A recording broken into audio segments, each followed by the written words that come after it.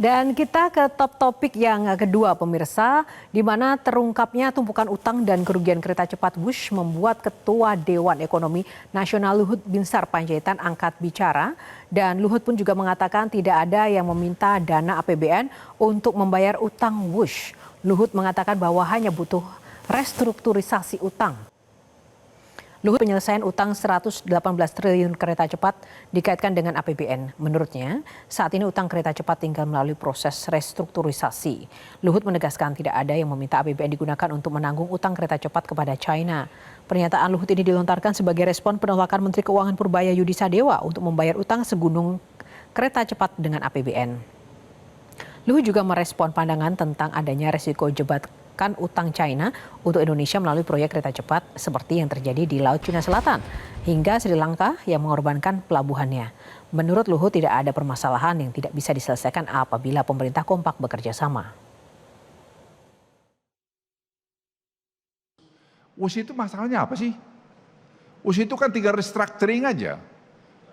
Siapa yang minta APBN? Tak ada yang pernah minta APBN. Restructuring, saya udah bicara dengan Cina karena saya yang dari awal mengerjakan itu. Karena saya nerima sudah busuk itu barang. Kemudian kita coba perbaikin, kita audit BPKP. Kemudian kita berunding dengan Cina. Dan Cina mau untuk melakukan, tapi kemarin pergantian pemerintah agak terlambat. Sehingga sekarang perlu nunggu Kepres supaya timnya segera berunding. Dan sementara Cinanya sudah bersedia kok, nggak ada masalah. Apa yang nggak bisa diselesaikan kalau kita kompak? Jadi kalau kita saran saya, kalau kita tidak ngerti datanya, nggak usah komentar dulu. Nanti cari datanya baru berkomentar. Nah, baru enak. Karena kalau tidak, atau mungkin cari popularitas murahan, ya silakanlah kalau itu sih.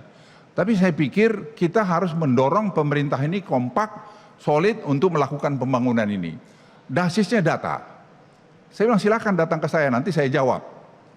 Apa masalah? Cina itu hanya bilang kita akan mau terus sampai ke Surabaya, kalau kalian tadi menyelesaikan masalah restructuring ini. Sementara itu mantan Presiden Jokowi tidak berkomentar saat disinggung terkait sikap Menteri Keuangan Purbaya Yudi Sadewa yang menolak APBN untuk membayar utang kereta cepat. Jokowi hanya melempar senyum saat ditanya awak media. Pak, terkait bus yang sekarang tidak APBN gimana Pak? Tanggapannya bus yang sekarang tidak pakai APBN gimana Pak? Bus Pak, bus kereta cepat Pak, gimana Pak tanggapannya Pak? Sekarang kan udah nggak pakai APBN Pak, gimana Pak? Harapan untuk Pak mengasih hutanan Pak? Iya Mas.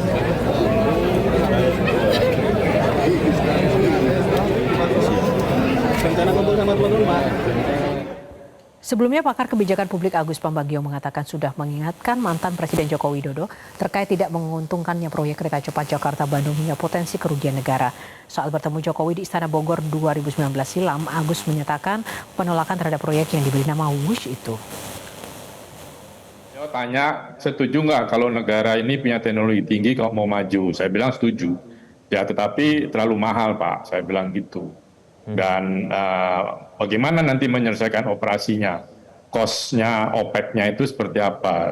Beliau bilang bisa dijelaskan dan ya sudah, saya kan hanya menyampaikan usul supaya tidak. Nah, semuanya itu yang terjadi sekarang sudah saya bahas. Itu Jepang itu bunganya 0,1%. Itu pun sudah Senin Kemis Republik akan membayar dalam 40 tahun.